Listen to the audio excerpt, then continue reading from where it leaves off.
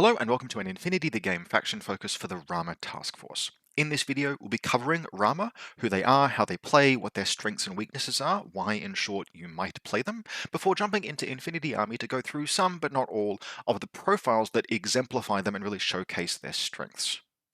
As always, thanks to the channel supporters that make videos like this possible, including in this case channel supporter JS3587 who requested Rama Taskforce as the subject for a future faction focus.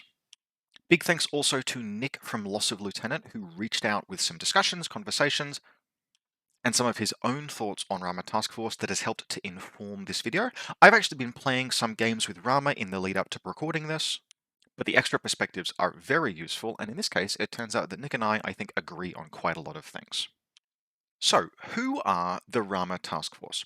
Rama are a sectoral of Haqqislam, and at this stage they are one of the older sectorals. Technically speaking, they are the most recent to have come into existence, but Hassassin Baram has had an update since then. And Rama Task Force, while quite good, definitely has some older design sensibilities at play.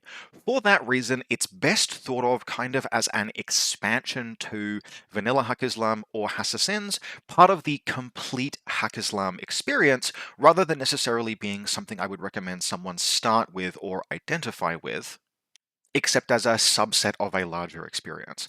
However, in that context, right, being a Haqqislam player who includes Rama Task Force in their list of sectorals and armies that they play, Rama slots in very, very well. And that's because the fantasy of Rama as a sectoral actually provides kind of a fascinating mirror to much of the rest of Haqqislam. In my Haqqislam faction focus, I talked about how I felt Haqqislam was a faction of independent operatives and irregulars. They were really characterized by, in particular, access to very, very powerful irregulars in great numbers. And one of the struggles of playing vanilla Haqqislam is that you just can't accommodate all of these wonderful irregular profiles in a single list. It becomes unmanageable. Particularly when you compare this with the rest of the faction, things like Hassassin for Days, for example, which really aren't kind of like professional militaries. They're very special, highly trained, differently motivated operatives. And that means that the regular army of Haqqislam really doesn't feature excessively in either Assassins or vanilla Haqqislam kind of as a predominant theme. In Rama Task Force, that changes, and it actually works very, very well. Now, Rama's two broad themes, I would say, are firstly, the regular army of Haqqislam, and then secondly, the super soldier programs that supplement that regular army. But it's actually the first of those two themes that I kind of want to draw the most attention to in this video. I personally have a very soft spot for the fantasy and science fiction trope of the normal baseline human confronted with literal or figurative supernatural odds that they have to fight against through some sheer combination of grit, determination, good tactics, inventiveness, and in many cases sheer bloody-mindedness. I love that as a trope. I love the idea of just unaugmented, normal humans fighting against things that are so far out of their league as to be borderline farcical. This is, the Empire in Warhammer Fantasy, or the Imperial Guard in Warhammer 40k, for example. But it's a much older trope than that and features in a lot of other media as well, and I really enjoy it. And in Infinity, it can be kind of difficult to pursue that as a playstyle. Now, you can certainly make teams of line infantry that are serviceable. Like, for example, in Pan-Oceania, you'll have a list of Fusiliers, 5 generic dudes in a 5-person link team. It's very serviceable as kind of like the backbone of some Neo-Terran or some Varuna armies. But those guys are never going to be the hero often of the story of the sectoral that you're playing. They'll provide very useful support to your Squalos, or your Swiss Guard, or your Cutters, etc., but they're not the heroes.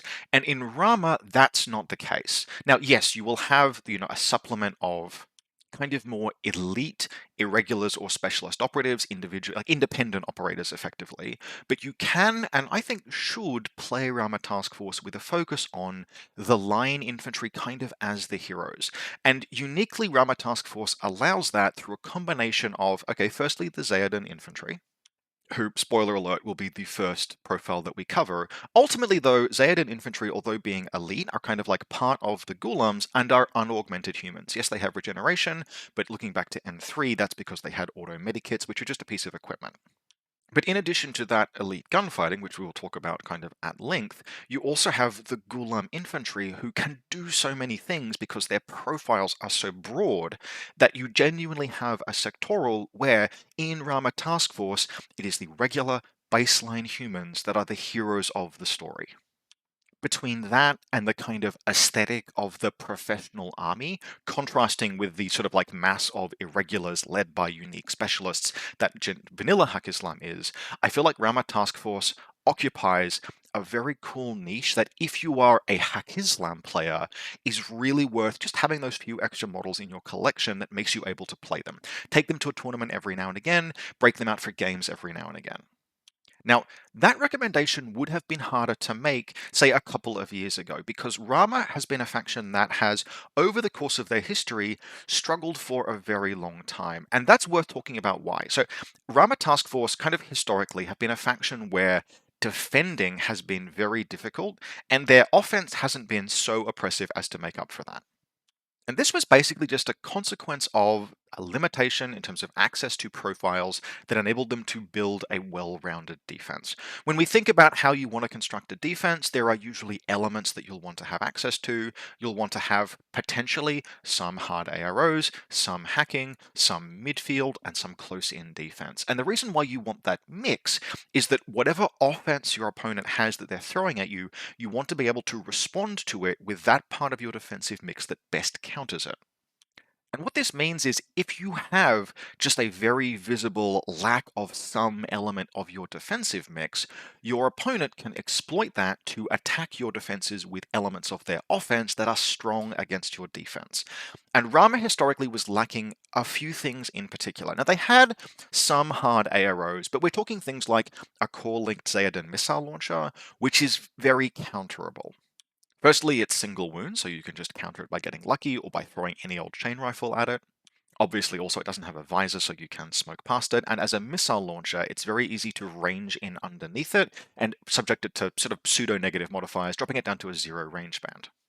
On top of that, basically until relatively recently, Rama had no midfield, just basically none. They had Murabid's Tuareg, which are a very elite skirmisher that is far too expensive to use as a disposable ARO piece. And so that absence of a midfield meant that it was very difficult for Rama to stop your opponents from engaging you on their own terms. They had very exploitable gaps in their defense, and that just made playing them very, very difficult. Since the last year or so, though, particularly with the House of Sins rework and a few other things, most recent ITS seasons, this has changed for Rama. And that change is one of the things that's leading me to do this video and actually give them a glowing recommendation. Now, have they vastly changed? No, it's been just a couple of additional profiles. We'll talk about them, but these are things like the Sundukbut and Beast Hunters. But there is a colossal difference between having not enough defense and just enough defense. And with those two profiles, you now have in Rama Task Force, if you're willing to pay for them, just enough midfield and just enough hard ARO to go with your just enough close-in defense and just enough hacking. And what that means is that now, although Rama, the defense can still be a little bit thin, there is a colossal difference between thin and exploitably non-existent. And what this means is that now, yes, you will be fighting to defend as Rama in the same way that some of the time you'll be fighting to attack, because ultimately we're playing an army where a lot of the pieces that we're relying on are single wound and can just be subject to bad luck or being exposed and being killed. You have the tools to play the entirety of the game of Infinity, and that means that you can start going into games with the mindset that, yes, I will survive to have my first turn, at which point I will begin to showcase my strengths. I will use all of the things that make Rama Task Force what it is, and there are really some things in Rama Task Force that are very cool and make it what it is.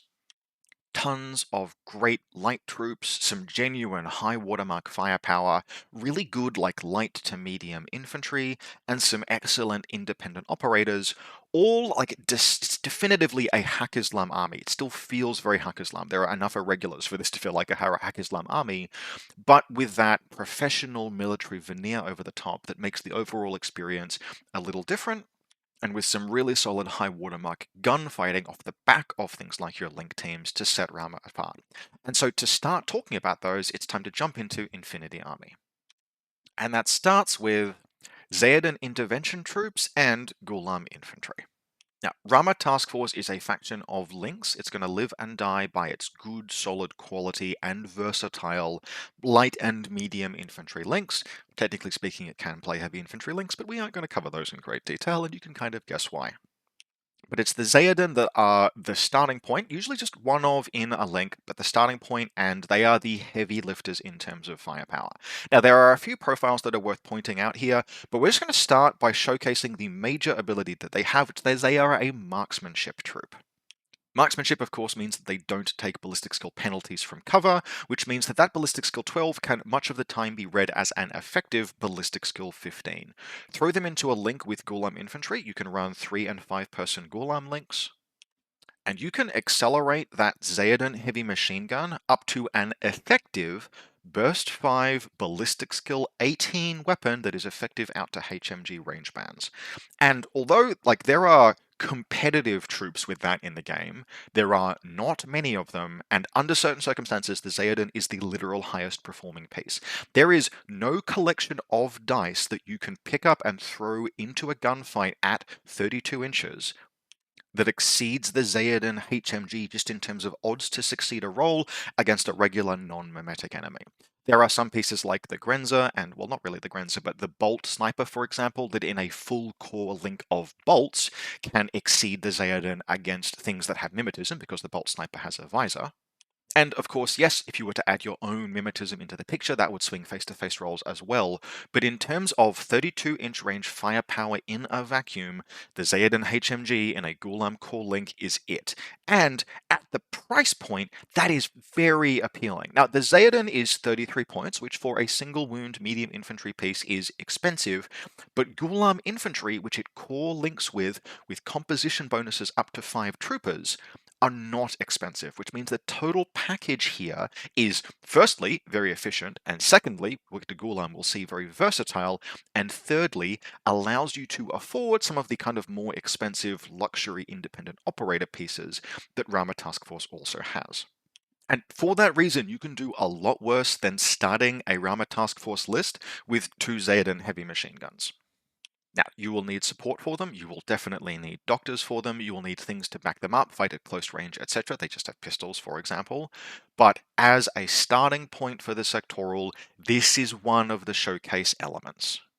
And especially as a Haq Islam player, the feeling of playing a Haq Islam faction, but also picking up and rolling 5 dice on 18s, that is one of the selling points of Rama Taskforce. Rama is still a Haq Islam faction, but it's a Haq Islam faction that gets to do that. And just looking down and being like, oh, there's a bunch of 16s and 17s. No, those are hits. Those are hits. That's 5 hits. That is a feeling.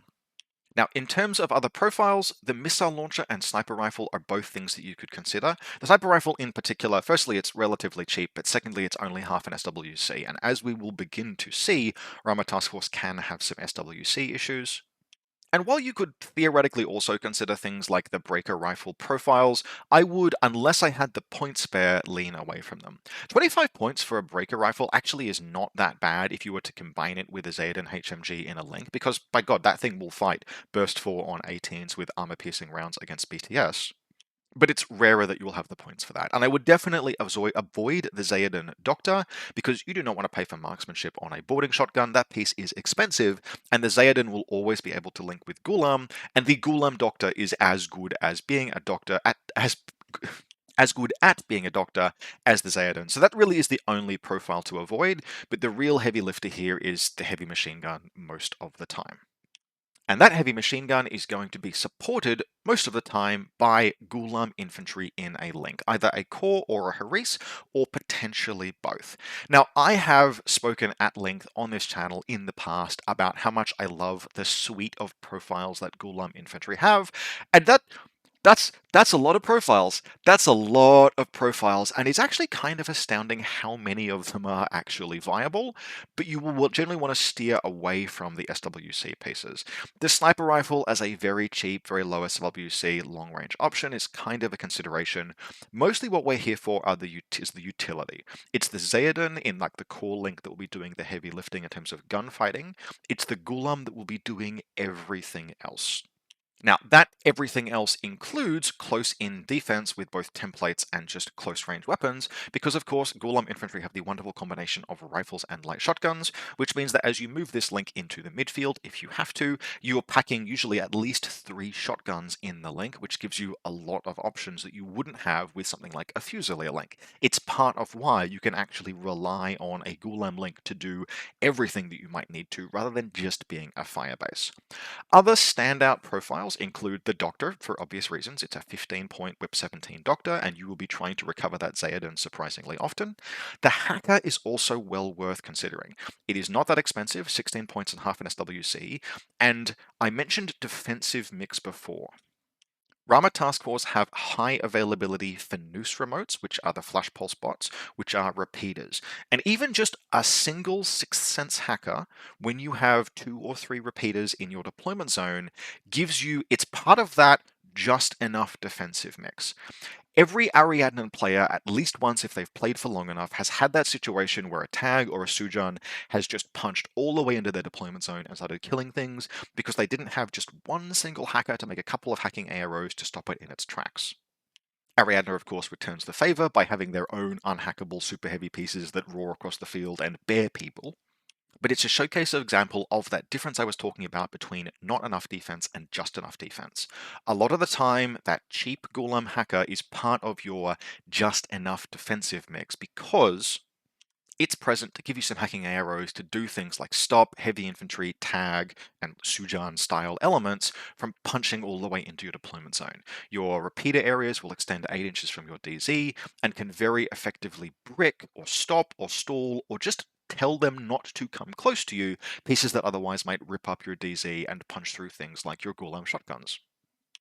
Another excellent profile is the NCO Rifle Grenade Launcher Smoke Grenade Launcher. Now, smoke is one of those things that is always very valuable in any faction that can access it, and Rama Task Force has a little, but not as much as, say, Vanilla Hak Islam or Hassasens. And so having just this core-linked extra source of smoke has, particularly in some recent games for me, been very, very useful. Because although Carmen Johns is going to probably be in every Rama Task Force list, she can't be everywhere. And when she is your only other source of smoke, just having something in a separate combat group that can lay down templates for her, or just for your army to move forward, or also provide spec fire.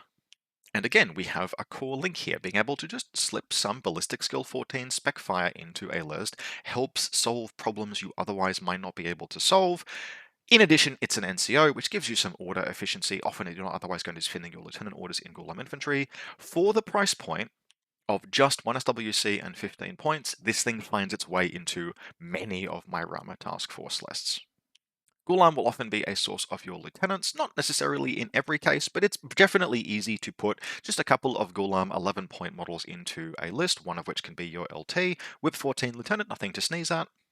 And finally, as a bit of a wild card, there is a 13-point model that gets EM mines and a deployable repeater just as extra pieces of equipment, which if you have those points spare, can be quite interesting to upgrade a line Ghulam infantry into. So just overall, Ghulam infantry, I mentioned this before, and I'm going to harp onto it a little bit more. Ghulam infantry are part of the hero story of Rama Task Force. They do just so much in terms of supporting the rest of the list, in terms of performing actions that result directly in your victory. Where a Fusilier paramedic exists to recover the Fusilier missile launcher that exists to die in ARO to sap your opponent of a couple of orders, Ghulam infantry are going to actually go out and do the things that win you the game. They're going to lay the smoke, they're going to push the buttons, they're also going to recover troops, but they're going to do it with Whip 17 Doctor rolls. They just perform so well, in addition to being able to close assault or close-in defense thanks to those shotguns. This, among other things, makes Rama Task Force one of the very few factions in the game that can do a combat group 2 that is just a 5-person link team, which is a very different way to kind of play Infinity and can be very fun and interesting, but it does not work for every army because you have to be able to build a link team that can always spend the 5 or 6 or 7 orders that it has. And Ghulam infantry, a Ghulam core of, for example, a hacker, a doctor, an NCO, the Zaden HMG, and then one other piece of your choice, maybe a Ghulam lieutenant, always spends all of those orders and it spends them very effectively, or at worst, making some useful spec fire attacks. So these guys are, I'm a huge fan of them, particularly in Rama Task Force. and they are the core of leaning into that hero fantasy of the baseline humans doing their best against near impossible odds. Now, just for the sake of completeness, two other profiles to briefly mention while we're talking about kind of like the core of Rama Task Force. The first is Nafatun, which can join Ghulam links and count as Ghulams. These guys are more expensive. The thing they have is light flamethrowers and grenades. I frankly find that with the number of utility slots I have to choose from in Ghulam profiles, these guys don't jump in that often, but it is worth remembering that they exist, and particularly the access to either the heavy flamethrower or grenades can sometimes be very useful. Secondly, I've already mentioned these, but it's important to mention the Humble Fanus remote, 7 points for a regular order and a repeater and mimetism and a flash pulse, sitting in your deployment zone. If they do nothing else, they just sit in your DZ and are repeaters for your single Ghulam hacker, just telling the Sujan not to approach under this particular circumstance. Having 2 or 3 of them in a list usually gives you enough repeater coverage to stall out big enemy heavy hackers, and because they are cheap regular orders, they open up more expensive options elsewhere in the list, and there are some expensive options elsewhere in the list. So this is where we start looking at the super soldier, the augmented, the non-baseline humans in Rama Task Force, and we're going to start with the Mukhtar Active Response Unit. These guys are pricey, light infantry, elite troops, and we can see that super soldier performance in play in terms of the 6-2 movement, forward deployment, and then of course shock immunity and no wound incapacitation. Now these are differentiated from moderately heavy infantry, where you'll see things that are sometimes like armor 3, BTS 3, no wound incap, shock immune. Invincible Army is full of pieces like that that represent like not quite perfectly armored heavy infantry. The Mukhtar is lightly armored. It's armor 1, BTS 6, but armor 1, which means that what we're looking at here is an augmented human that can genuinely shrug off otherwise life-threatening wounds. Otherwise a very solid profile, ballistic skill 13, mimetism combines well with a suite of gunfighting options, overall making these guys pricey but pretty good value for what you get. Now the standout profile here in vanilla Hak Islam is the MSV2 Red Fury. Mimetism, ballistic skill 13, burst 4, or in potentially Rama Task Force, burst 5.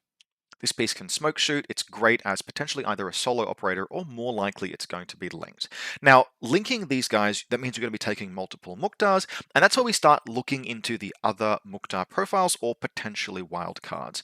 There are a surprising number of viable pieces here, but it's kind of the specialists that are the standout. The Doctor is a rare example of a no-wound incap Doctor that can Doctor itself. The Forward Observer is just a very well-rounded profile that excels at doing just a ton of classifieds, only 27 points and 0 SWC. And the Hacker is a Whip 14, no wound incap, shock immune, BTS 6 hacker, which at 31 points, again, pricey, particularly compared to just a baseline Ghulam hacker. But if you can afford it, you can do far worse than taking any of these paces. Mukhtar are also a Haris team that you can strongly consider wildcarding in multiple pieces. Things like Rouhani or Layla Sharif can significantly reduce the overall cost of a Mukhtar team. But that does still leave you with a lot of points being spent ultimately just to make a Mukhtar MSV2 Red Fury burst 5 rather than burst 4. Now, the way that I play Rama Task Force, I actually tend to leave these guys at home surprisingly often, but that's because I want to play Rama as that unaugmented regular military. I don't want to lean into the super soldier ethos as much. However, you absolutely can, and they are very good choices if you choose to put these into a list. And having those high visual modifier, MSV, mimetism pieces to round out or complement a Zaden, if you have some other plan for dealing with heavy armor, because you can sometimes force through a tag with ballistic skill 15 rounds, you cannot force through a tag with ballistic skill 13 rounds. Overall makes them a very competent addition to a list. At 1 SWC, the Mukhtar also helps relieve some SWC stress, which can be on its own merits and quite worthwhile, making these just a piece that, although I'm very big on Mukhtar in vanilla Hak Islam, I like them, but I like them in Rama Task Force.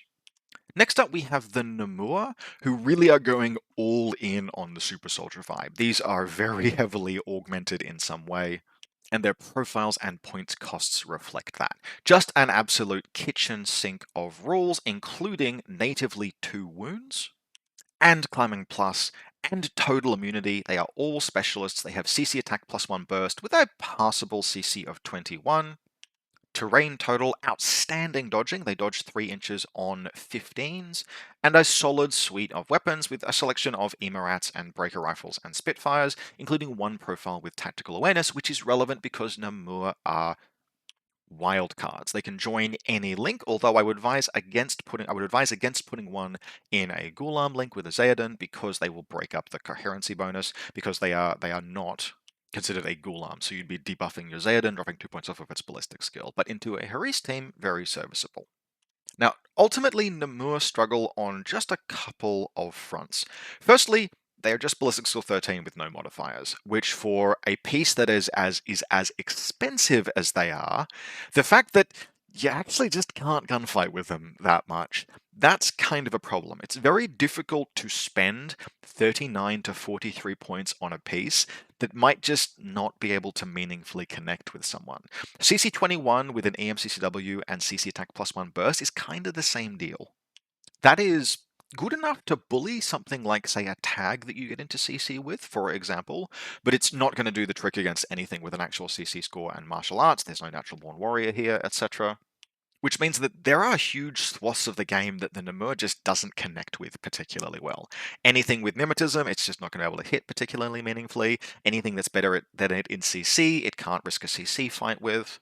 Which at the price point is a pretty hard sell. But Rama Taskforce, off the back of things like Ghulam infantry, can afford a few luxury pieces. And if you are the kind of person that likes Namur, and there are definitely people out there who Namur is for them, then you can make them work. They are very high mobility, so finding those situations where they do punch up or effectively punch down, you can do that thanks to being Climbing Plus and 6-2 move. And in a pinch, they are very good close assault because every Namur profile has template weapons, which they can fork with that close combat attack. And with 2 wounds, usually a doctor nearby, and total immunity, they are very durable.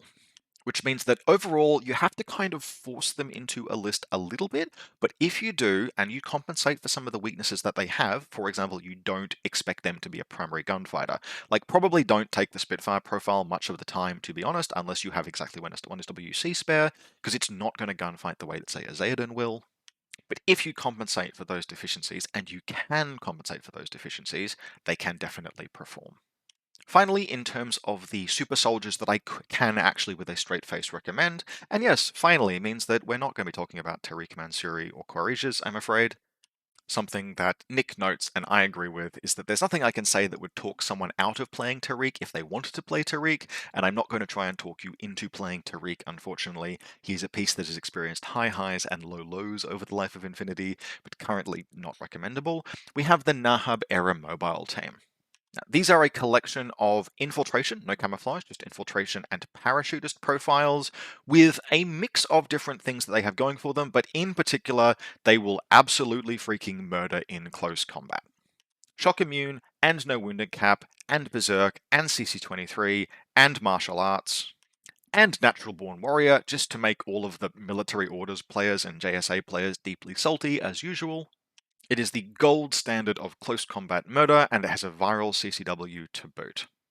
Now, with only 4-4 movement, and typically you'll be taking the parachutist profiles because it's just a little bit too difficult. If you're going to go second, putting one of these in the midfield, like, it's just going to get murked because it has nothing to protect itself. You'll usually be taking the parachutist profile. They then need to find that opening. They have the usual issues that parachutists do, where sometimes the table is just non-conducive. Sometimes your opponent is aware that they're coming and watches for them effectively. But if you can find that break in the lines, the gap in the action to bring them onto the table, and then move into close combat or close assault range, they can do an absolute ton. Generally speaking, I would say that you're on relatively firm ground with any of the parachutist profiles. And look, frankly, if you were committed to playing any of the infiltration profiles, you could. You just have to make sure that if you're going second, you deploy them much more conservatively. That's totally fine. But any of these profiles can feasibly work. We have a killer hacker profile, which is useful in particular because it has a marker state. It's also a whip 14, no wound incapacitation, shock immune, BTS 3 killer hacker, which is very serviceable. It's also one of the very few KHDs in the faction. Layla Sharif being literally the only other one. So the Nahab is the best KHD in the faction. Otherwise, we have a boarding shotgun and decharger specialist operative. That's particularly relevant, firstly because boarding shotguns pair quite nicely with that kind of close assault if you can just cover them with smoke. And of course, dechargers being a close combat weapon, pairs very nicely with all of the different weapons, so skills, close combat abilities that the Nahab has. And then finally, look, the Red Fury is going to be a bit more of a select pick because it's just a ballistic skill 12 piece with no visual modifiers. But sometimes you just need that gun because you can't get a parachutist close. Parachutists, by definition, come onto the table literally on the table edge, and having something that can punch out to the halfway line from the table, like punch into the center of the table from the halfway line, can be relevant. Ultimately, like every parachutist in the game, and like every non-camouflage infiltrator in the game, the Nahab is going to be a sometimes food, but just like with the Mukhtar and with the Namur, if you want to lean into the super soldier theme of Rama Task Force, the Nahab is the third of the playable and soloed super soldiers that I would recommend looking at. Now, with the line infantry spoken about and the super soldiers spoken about, it's time to talk about the kind of independent operators and irregulars. And we're going to start with probably the most important recent addition, which is the Sundukbut, the Covert Heavy Support Unit. Now, this is a piece that is playable but kind of a meme, a good meme, a fun meme, potentially a game-winning meme, but kind of it's a bit of a joke piece, a lethal joke piece, but a bit of a joke piece in other Hack Islam factions. But in Rama Task Force, I think it actually strays over into includable, like advisable to include in a surprisingly large number of lists. And that's because, like I mentioned before, up until recently, Rama Task Force just did not have credible options for midfield pieces and like hard ARO pieces. And the Sundukbut, in particular, the Neurosynetics AP Spitfire light shotgun, covers that in spades. This thing is camouflage and comes with decoy, and is burst 4 ballistic skill 13 on an armor 4 structure 2 chassis with a damage 15 armor piercing Spitfire. As far as ARO pieces go, it is a helot on absolute crack cocaine. Now, you pay for that. It is 53 points. It's more than like 6 times the cost of a helot. But it is not just lethal in ARO, but very difficult to resolve effectively because it has all of those elements of a truly frustrating ARO piece. So firstly, it's under camouflage, and it's under camouflage with a decoy, which means that your opponent has to waste time discovering it, and that requirement to discover also impacts the way and the efficiency with which you spend orders moving up to engage it.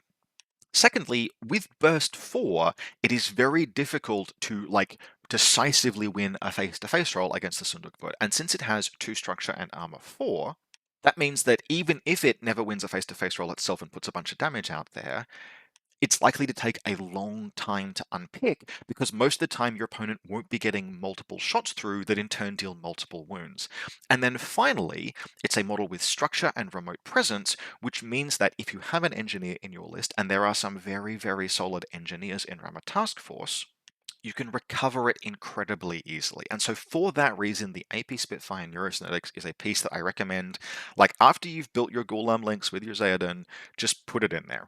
Once you are comfortable with the faction, you will kind of learn which lists you can remove it from. But just as a starting point, it just gets you your first turn, and if you have your first turn, you can make the game happen. There are some other profiles that are worth considering here as well, in particular the Mine Layer Viral Rifle. Viral Rifle +1 burst, Chain Rifle +1 burst, Mine Layer Shock Mines. Still very expensive, but it's a 0.5 SWC piece that can gunfight kind of effectively. In a pinch, if you're really short on SWC, you could also consider the Neurosynetics Viral Rifle, but my experience has been that the Spitfire range bands are too important to maximizing the effect of the Neurosynetics Sunduk, but 16 inches just does not cut it in the same way that 24 inches does. Overall, ultimately, yes, very expensive, but an incredible addition to Rama Task Force, who until the Sundukbut arrived, had that serious problem with not enough midfield and kind of not enough hard ARO, and it pairs very nicely with the other recent addition to Rama Task Force, the Beast Hunters Free Guild. Now, there is no unique Hackislam profile, which means that you will basically always be taking either the FTO, which can join fire teams in Rama Task Force, it can join the Ghulam fire teams, although it does not count as a Ghulam, which pretty much limits it to being put in Haris teams, but that's fine. And then, of course, the 15-point midfield profile, which will almost always be the Heavy Flamethrower and Panzerfaust. Now, the Beast Hunter is the kind of piece that it's not a truly like efficient or like, grossly costed profile. 15 points and 9 points ultimately are very fair prices to pay for what you get. But that is totally okay, because if you are a faction that doesn't have something like a Beast Hunter and it gets added to your army, having it be added makes a really, really big deal. Rama Task Force will pay 15 points for that midfield flamethrower close combat model. Typically speaking, it's going to hang out near the Sundukbut, and doing so adds a little bit of fog of war because, hey, are those 2 Mimetism 0, 1 Mimetism 3 profile, is that a single viral rifle mine layer Sundukbut, or is it a Sundukbut Neurosynetics and a Beast Hunter? Just having that little bit of, yeah, it could be either, you decide, that is worthwhile, and then of course the Beast Hunter has close combat and a Panzerfaust and mines. Overall, just makes it a really, really worthwhile addition to Rama, and the second part of those two additions that have taken the faction from not enough defense to just enough defense. If it goes active, it can certainly do some work, although typically speaking, CC21 with really no worthwhile CC stats, just Natural Born Warrior by itself is not particularly definitive, means that a lot of the time you'll be walking into close combat and kind of forking a flamethrower and CC attack, which is not ideal, but it's something that you sometimes just have in your back pocket and is good to have.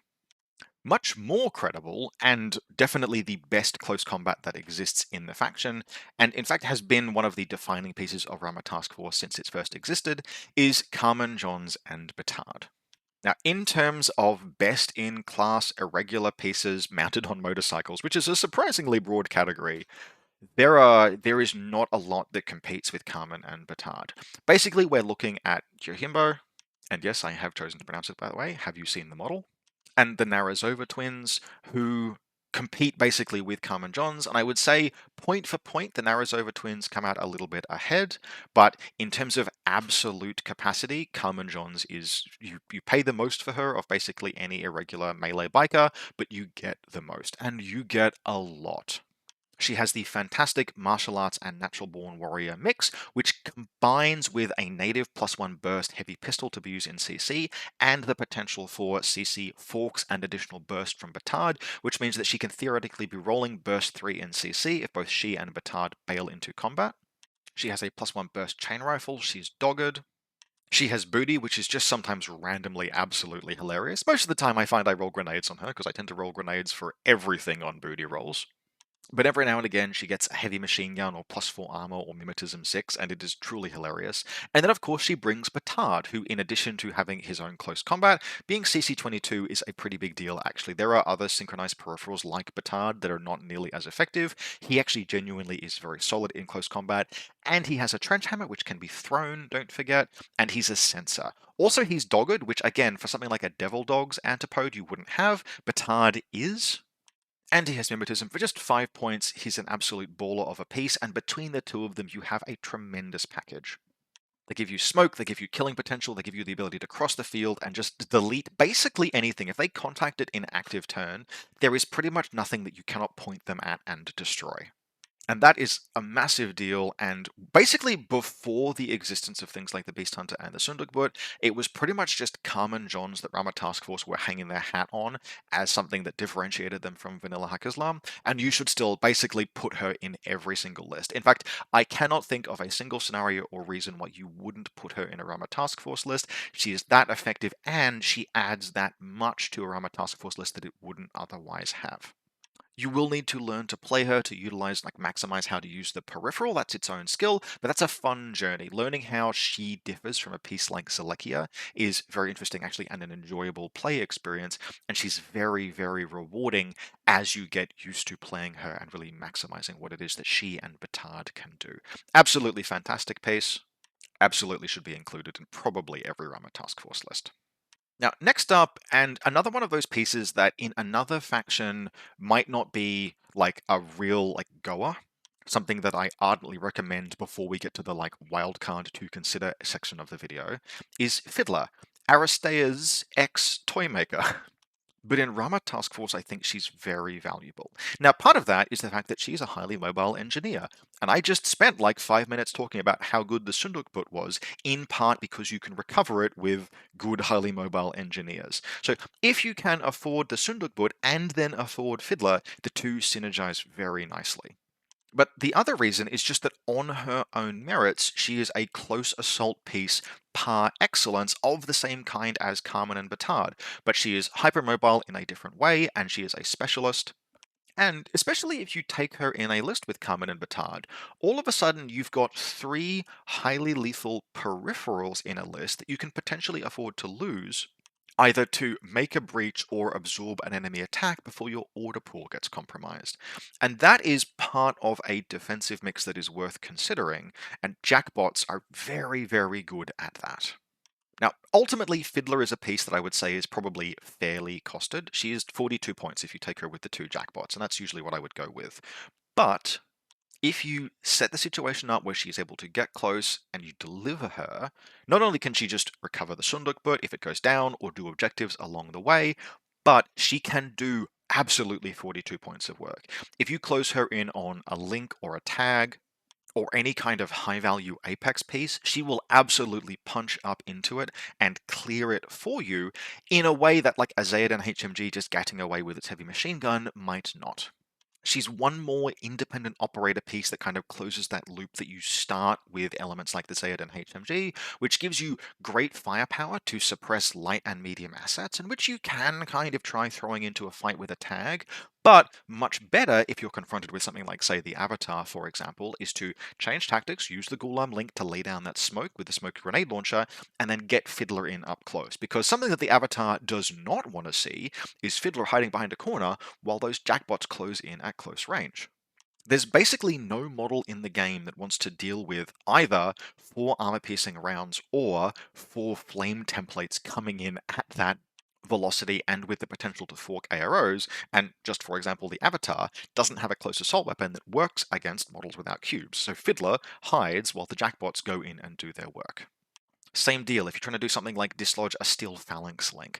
Having the jackbots, etc., just to move in and make that attack, she really can clear out a steel phalanx link. And having a piece that can do that in a list is very important. So overall, again, probably too expensive to put in every single list. For example, the list that I'm going to showcase at the end of this video does include her, but it could also include a Namur, and that would necessitate cutting Fiddler. But if you can put her in a list, she's excellent. If you can't put her in a list, this is the point where I just want to showcase the humble Monstrucker. Ultimately, if you're taking a Sundukbut, you need a piece that can go in and pick it back up if it goes down, and if you're not taking Fiddler, that means a Monstrucker. And that's totally fine, because for 12 points, just as a kind of like mobile, problem-solving, order-spending specialist piece, this is a really good deal. And it is pretty much just the 12-point profile that we're talking about, but for that you get drop bears, chain rifle, submachine gun, clamming plus, and a whip 13 engineer.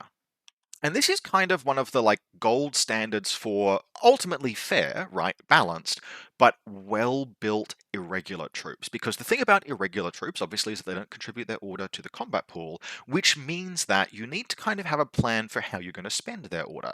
And sometimes that will just be, I will convert this model's order into a regular order using a command token. That is how I will spend it. But sometimes you're like, no, I'm going to spend these helots orders to reposition them. Or in the case of the Monstrucker, I'm going to spend the Monstrucker's irregular order each turn, just moving it forward and throwing a drop bear, while progressively getting closer to where the Sundukbut is in case I need to recover it. And the fact that in a pinch it can do close assault duty with the submachine gun and chain rifle and drop bears, you can throw a drop bear, you can come around the corner, you can threaten a fork with the SMG, etc. It's never like the first piece you would choose to launch a close assault action, but having it gives you the insurance for the Sundukbut and gives you a clamming plus specialist and gives you some more defense with the drop bears and the submachine gun and the chain rifle. If you're not taking Fiddler, sometimes even if you are, the Monstrucker is an excellent piece to include. And there are not enough irregulars to weigh you down in Rama Taskforce that you can't afford, maybe say a third one, Carmen Johns, Beast Hunter, and the Monstrucker. Now, from here, we are branching out of the, no, I actually didn't recommend these pieces, into the wild cards of the episode. And we're going to start with the Heavy Rocket Launcher +1 burst, Mine Layer 6th Sense Veteran Alpha Sid. Now, this is not a piece I think is good in many contexts. In fact, I kind of think it's a little bit bad, because it's a ballistic skill 13 dude with a gas. Look, 6th Sense and Veteran make this boy expensive AF. But, and this is something that Nick recommended, There is a particular niche for it in Rama Taskforce, and that is you can run it in a Haris team, along with, and this is a rare case of this being something that you will do, a Janissary. In particular, the Janissary Doctor. Now, Janissaries are not a piece I typically recommend. They are not particularly well assembled heavy infantry. They have all of the vulnerabilities of heavy infantry, and yes, theoretically you can run a 5-person Janissary core in Rama Task Force. Probably don't do that. But a genuinely unique thing about Janissaries is that they have, and I think this is the only one of these in the game apart from, I think, Parvati, Doctor 2 wounds, which means that when you recover a model with a Janissary Doctor, you restore 2 wounds rather than 1. Now, the price here is that the Janissary Doctor is not a Doctor plus 3. It's a Doctor 2 wounds, which means you're just rolling Whip 14. And if we look at the Janissary profile, we will see that they don't have cubes, which means you can't reroll that Whip 14. But the Alpha Sid in a Haris team with the Janissary Doctor, and then say Layla Sharif as the third piece, for example, maybe a Hort like something like that, the Alpha Seed does have a cube, which means that you can throw it into firefights. It's going to be burst 4 in the Haris team. It's ballistic skill 13, just punch the shots through. It's a rocket launcher at least, it's a template weapon, it has fire, it'll do some damage. And if it goes down, then you can recover both wounds rather than just one with the Janissary. Now, do I recommend this in every list? No. It's a little janky. It's a little expensive. It displaces some pieces that otherwise I think are a bit too important. But this is one of the pieces that you might start looking at when you begin to get comfortable playing without the Sunduk Boat. I don't particularly want to defend with the Alpha Seed in ARO, but if I do, well, it's got 6th Sense, and it's got Armor 5 BTS 6, it can hold up to a gunfight for a little while, and if it goes down, the Janissary can fully recover it. So, a piece, is it outstanding?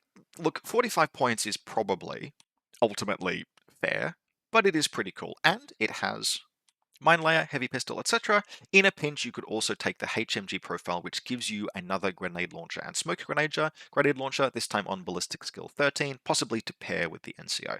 53 points, burst 5 HMG. Look, I would probably lean towards the heavy rocket launcher. With the submachine gun, you cover more range bands. The burst 4 HRL with the damage of the template weapon is probably a little more valuable, but a piece that's worth considering. Next up, we have Yara Haddad, and Yara, I think, is worth mentioning here, in particular because she is a credible, linkable in a Haris team generally, because she'll break composition bonus otherwise, 0 SWC gunfighter. Some of the pieces we've been talking about over the course of this episode, we've been talking about taking hackers, about taking Zaydens, possibly multiple Zaydens. We've talked about taking a Sunduk Boot. And once you start putting all of those into a list, you're going to start running out of SWC very quickly. And that means having an element that is a back pocket gunfighter. We've got, usually 2 smoke pieces in Rama Task Force, right, to combine with her MSV. In a Haris team, she's going to be burst 4 out to 24 inches. And if you have a doctor behind her, she's shock immune. Now, 25 points, am I going to be reaching for her all the time? No. But sometimes a list just needs a 0 SWC gunfighter, and as they go, she's one that can threaten tags. Not threaten tags incredibly well, damage 13 is damage 13, but armor piercing is armor piercing. Finally, I want to mention Murabid's Tuareg. Now, these are too expensive to take particularly often. Ballistic, yes, Mimetism 6, yes, I know. Ballistic skill 11 really does not cut it for much of the time, but the hacker profile is a hidden deployment ballistic skill 15 hacker. Willpower 15 hacker. You know what I meant. Not only is it an outstanding specialist, Whip 15, often with bonuses in different missions. It has a rifle, it has a light shotgun if it absolutely needs to fight. It does have that Mimetism 6.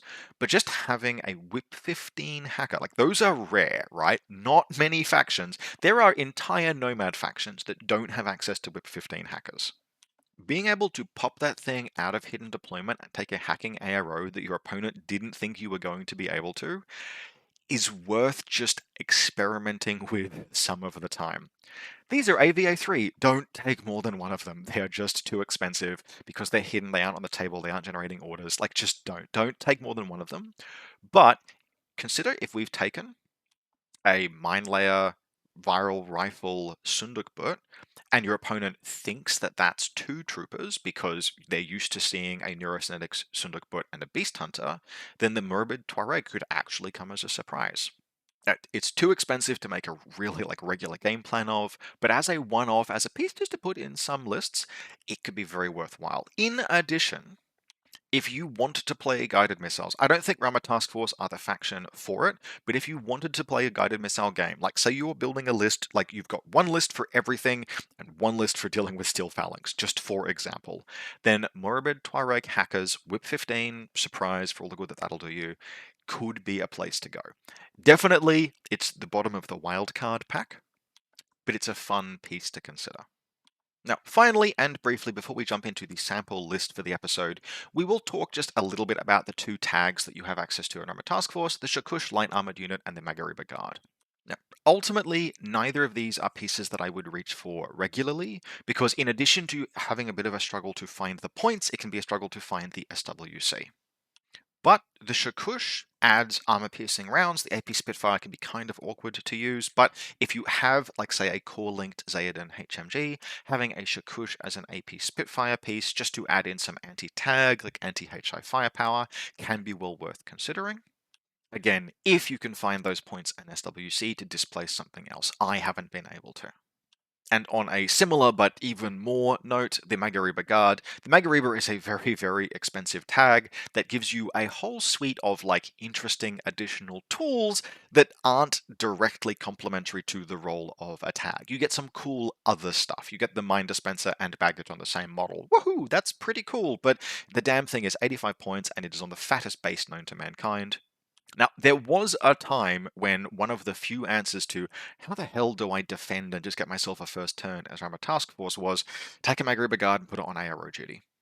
And technically speaking, that is still something that you can do, but I do not recommend it. I don't think this is the faction for the Magariba Guard. In fact, Dash Out Company is the faction. If we're being honest, Dash Out Company is the faction for the Magariba Guard because they have so much obscene, low value, high quality stuff that they're just desperate to spend their points on anything because you can't play 30 models anymore. Rama Task Force is not really the place for her, but you can consider her as a sometimes food. I would typically reach for the Shakush first. If you're going to take the Maggie, just be aware that really the price is going to be your defense. And so she is the kind of piece I would take for if I knew I was heading into a scenario where my opponent was very, very likely to want to go second, like playing Beepong, or for example, or like an armory mission, something where every man and their dog are convinced that the most important thing to do is to go second. That's the situation where having a Magariba Guard actually is good for a couple of reasons. Firstly, she's a tag, you can attack, blah, blah, blah. But if you're in a position where you're playing a scenario where your opponent is likely to make you want to go first, that's usually because the scenario involves seizing territory or seizing some kind of location on the board. And do you know what is excellent in games like that? A tag that is worth, in a zone control scenario, 105 points, or a tag that can spew out more mines than God around the part of the table that your opponent wants to enter. And so in that very particular niche, noting that if we're talking armory, she cannot get in there. But, in that particular niche, that kind of scenario, if you're building specifically for it, she might be a fun or interesting pick. But that is the only niche I can see for her in Rama Task Force. She's just very expensive. And although you can sometimes find those points in RTF, it's going to be challenging most of the time. Now, that brings us to the showcase list for this particular faction focus, and this ties together a lot of the things that I have chosen to do or chosen to play, the things that I like about Rama Task Force. In Combat Group 1, we have a Haris team of a Zaden Heavy Machine Gun, a Ghulam Doctor, and a Nafatun Heavy Flamethrower. This, technically speaking, is a composition pure Haris team that only matters for Discover rolls, but it is kind of nice to have if you're Discover shooting with the Zaden, and it combines, Heavy Flamethrower, Doctor, and the Zaden. In the Haris team, the Zaden is only going to be Ballistic Skill 15 Burst 5, but only Ballistic Skill 15 Burst 5 is pretty good. We then have Carmen and Batard and the Sundukbut Beast Hunter combo, which I've extolled the virtues of, and then in this instance, our Close Assault / Defense Peripheral / Recover the Sundukbut is being filled by Fiddler. We then have 3 Fanus remotes rounding out this team because there are just an absolute ton of ways to spend orders in this team. I'm comfortable with the Fanus remotes. And then Combat Group 2 is just a pure core of Ghulams. This is something else that you can do with Rama Task Force. You can run that Group 2 pure core, and we are really taking full advantage of the versatility of the Ghulam profiles. We of course have the full core link bonus Zaden HMG, but then we have a Ghulam Doctor, a Ghulam NCO, a Ghulam Hacker, and the Ghulam Lieutenant. Now, this does kind of require balls of steel a little bit because, yes, you have a single kind of obvious LT profile. Technically, any of the Zaden HMGs could also be lieutenants, but your opponent will usually have a fairly good idea of the likelihood of that. If you want to amend this list, there are a few things that you can consider doing. Firstly, you can choose to exchange the Beast Hunter for a Monstrucker and a Helper bot, which gives you more specialists, more things to do. The Monstrucker in this instance will go quite well into Combat Group 2, where it's a piece that could spend those orders if the core link isn't. You can also trim that Nafatun down into a generic Ghulam, 11 points. That gives you an actual credible decoy lieutenant, and you can use those 2 points to upgrade a Fanus to a 9-point Beast Hunter Mine Layer. If you're doing that, obviously you need to turn the Beast Hunter into the Monstrucker, otherwise they're only AVA1, but it's another change that you can make. Finally, and obviously, you can just swap the entire core link into the primary combat group. In that instance, your secondary combat group probably wants to be something like the Haris team, and then maybe Carmen and Batard, something like that. You'd need to experiment and play with it. I like running that 5-person core link as a group too when I can, because most factions can't, and it's not necessarily always a particularly good idea. It isn't even necessarily a particularly good idea here. Change it if it's something that you don't think you like. Now, as noted, if you did want to fit a Nafatun into this list, you could cut Fiddler to accommodate one. If you do that, just bear in mind you should find a way to get a Monstrucker in order to recover the Sundukbut if it goes down. Overall, though, this is the kind of list that showcases the things that I personally like about Rama Taskforce. Yes, there's a bit of an absence of the super soldiers, but what we have here is just a real emphasis on predominantly baseline human beings fighting and winning against impossible odds.